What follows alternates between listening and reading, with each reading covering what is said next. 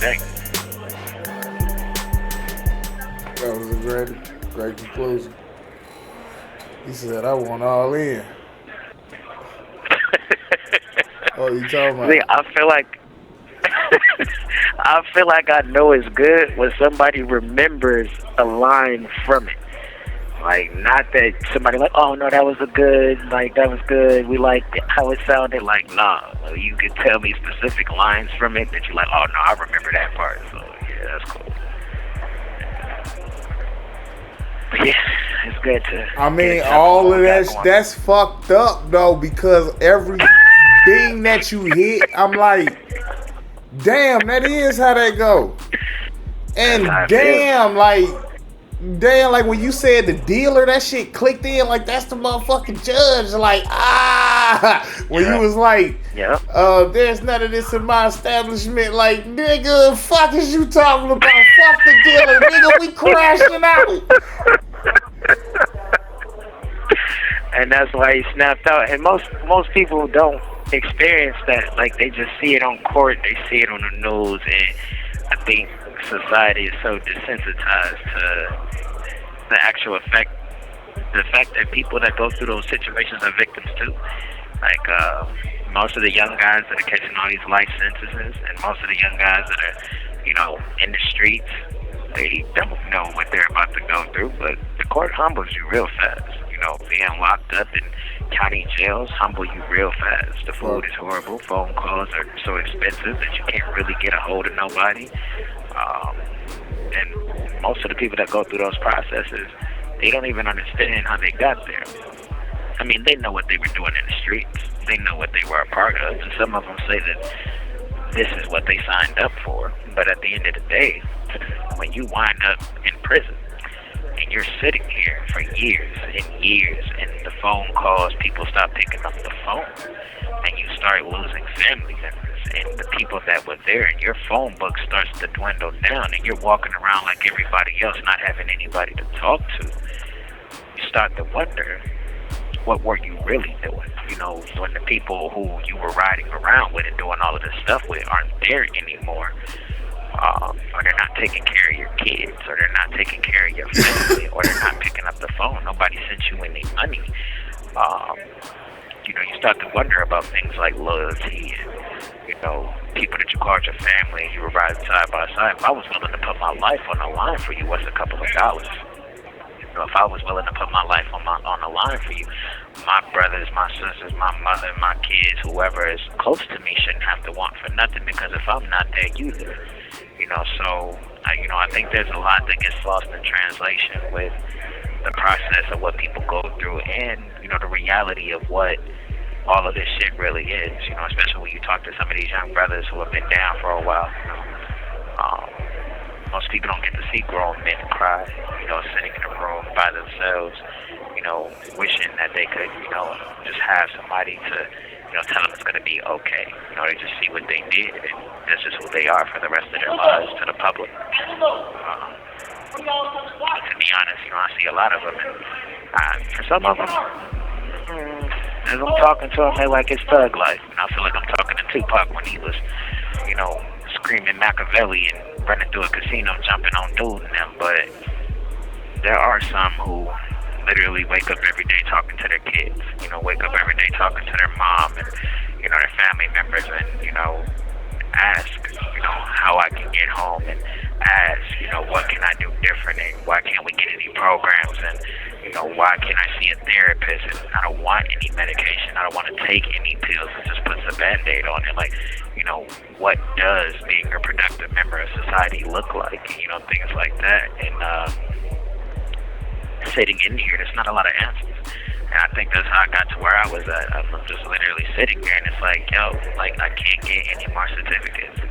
Like, I can't hold any more positions of meaning in here. As a matter of fact, the more and more I talk to the people that run this place, the position has no meaning to them. It's just, okay, thanks for doing what you're doing.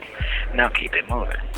And, to me, somebody who has gone to rebuild himself, because coming in here, it took me a while, but when I woke up and realized, my family had to tell me, like, hey, nigga, if we ain't turned our back on you, you can't turn your back on us. And I rebuilt myself. And in the process, I learned that, there's a lot more to life than me. And, so I spend every day, helping people, talking to people, and trying to help young brothers, find the answers to the things that their families can't find, because for every brother in here that society has turned their back on, there's a family out there missing their loved one. We may see cases and, how things affect the community, but one thing, learn this stuff from restorative justice and some of the other classes that I teach. One of the things that I realize is that, nobody really checks in on the families. Nobody really checks in, because these are brothers, sons, uncles, fathers, and while they may be having things that are wrong with them, nobody gets to the heart of what the problem is, and that's why the crime rate is so high. I think that's what I was leading to when I wrote that part in Lost Boy Found, when I just was like, the war is fueled by troubled young youth who nobody understands, and nobody knows how to stop the wars or how to stop things, because nobody knows where they started, because nobody's talking to them. And people that I see and hear, I've talked to different people who are charged with distributing or overseeing rehabilitation, and the concept is well, you have to want it. Well, what does that look like? If my whole life I've never filled out a resume, let alone a job application, I've never, done taxes, I've never,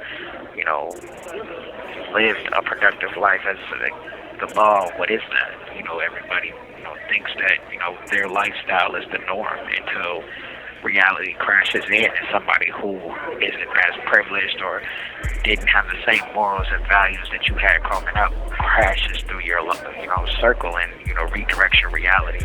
I think that that's another reason why I said it, Lost Boy Found, ignorance is bliss.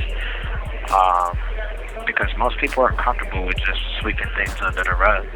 Society has a mass problem of a culture shift, and we never addressed it. And that's just what it is. I think the responsibility is on the individual who's, going through it, but it's also on the people who have these positions. Whether you are, a big homie, or whether you are a company owner, or whether, regardless of whatever, community is community, society is society, and you have to release some of these brothers at any point in time. So why not do the work now?